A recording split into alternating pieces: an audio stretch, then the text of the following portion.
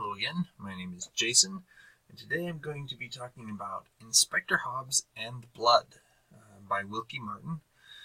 Now, if you've been watching my videos, you may notice that there's no view of me.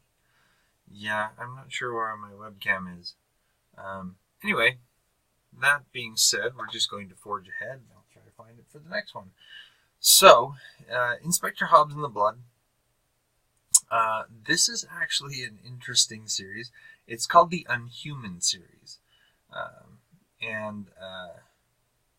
Inspector Hobbes is the main focus of, well, let me reel that back. Okay, there are several characters. The one the book is told from, the point of view of the book is told from, is a man named Andy Caplet. Andy is a reporter for a small-time paper in a rural English town. And he is not very good at being a reporter. He's not really good at much of anything, actually. The thing is that when you meet Andy, he's basically just getting fired from his job. And one of the things that people make fun of him for is the fact that he was attacked by a hamster, if I remember right, at a pet show. Pet show. Savaged by a hamster. So people make fun of him for that. Anyway, he goes back to his apartment, and due to him being inept at a lot of things, he falls asleep and accidentally burns down his apartment. Doesn't die, obviously, because of the timely intervention of Inspector Hobbes. Now, Inspector Hobbes, policeman, and very, very non-typical of a policeman. Hobbes is huge, for one thing, and think kind of guerrilla-ish with Hobbes. Andy is pulled out of the fire before it can really get started by Inspector Hobbes. And Inspector Hobbes, he has a soft streak in him, a mile wide, let me tell you. Because before you can say, before you really know what's going on, he's offered Andy a place to stay at his place. And when Andy gets over there, he finds out that Hobbes is not the only person that lives in his house. Hobbes also is living there with his housekeeper, Mrs. Goodfellow. Now, Mrs. Goodfellow teaches martial arts. She's a very old lady, and she collects teeth. That's right, teeth. When she meets Andy for the first time, and she sees Andy's teeth, and makes him promise that when he is done with them, that when he is done with his teeth, she may have them. Yeah. Anyway, Andy at this point is really thrust into a situation in which he has very little practical experience, because Hobbes' true nature comes through when he becomes when Andy becomes his basically his roommate. He finds out that Hobbes, far from being just an enormous, rather hairy individual, is impressively strong, is very animalistic in a lot of the things that he does. He has a very keen sense of smell. He identifies really, really easily with animals. In fact, at one point, he meets up with a particular petty criminal in town and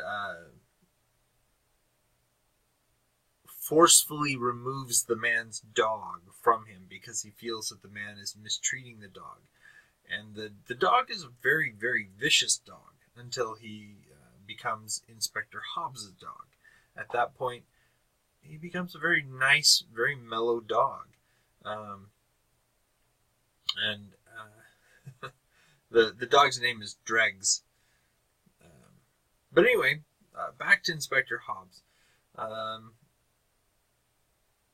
When Andy is thrust into this world, he really has no idea how to deal with what's going on, and thinks for quite some time that he's going crazy, just trying to deal with what's going on. He finds out that not only is Hobbes not entirely human, but he's more or less surrounded by people who are not human. And this particular world has been hidden from his view, not due to any magic, such as with like the Harry Potter world or something like that. It's just due to the fact that these people are very secretive about their true natures. So, for instance, he meets with a man named Billy. Turns out that Billy is actually a dwarf, not like a short or midget human, but he's an actual dwarf. He's very short, and so Andy initially took him for just a midget, but then when he came to know Inspector Hobbes, and he found out that Billy indeed was not human at all.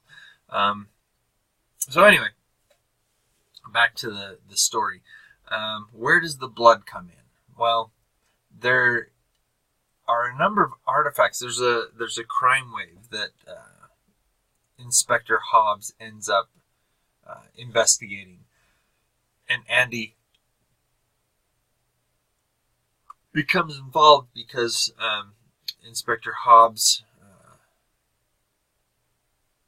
talks to him and befriends him as they're now living together, and Inspector Hobbes brings him with him on some of the investigative aspects of the case.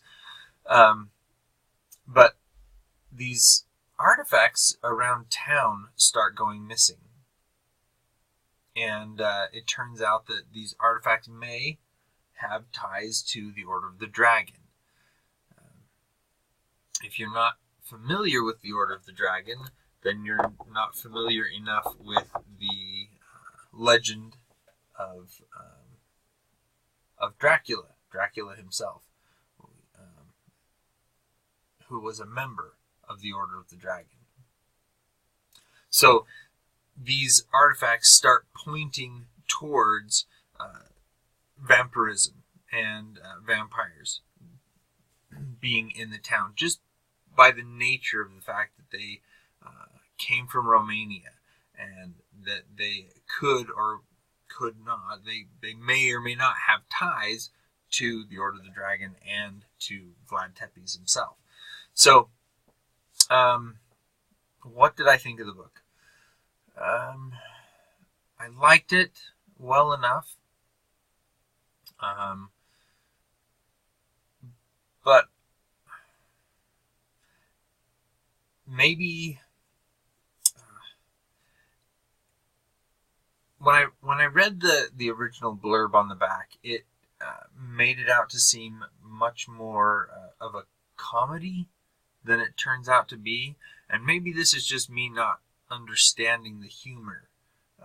This is, I believe, an English author. I'm not entirely sure if Wilkie Martin is let's try this again. I'm trying to look him up while I'm talking. I'm not entirely sure if he is...